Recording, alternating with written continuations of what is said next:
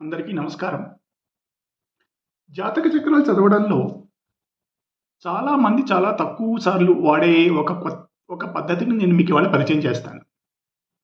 అదే రాశితుల్య నవాంశ, నవాంశ తుల్య రాశి. రాశి చార్ట్‌లో మీ లగ్నం ఉంటుంది కదా! పట్టుకెళ్ళి నవాంశలో పెట్టండి. అక్కడ లగ్నాన్ని మర్చిపోండి. మిగిలిన గ్రహాల స్థితులను మార్చకండి.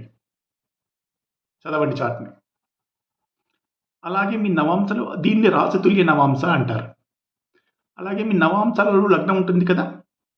దాన్ని తీసుకొచ్చి రాశి చార్ట్‌లో పెట్టండి. ఇక్కడ లగ్నాన్ని మర్చిపోండి.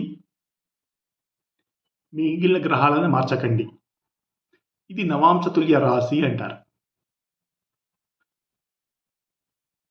మీకు చాలా కొత్త కొత్త విషయాలు తెలుస్తాయి.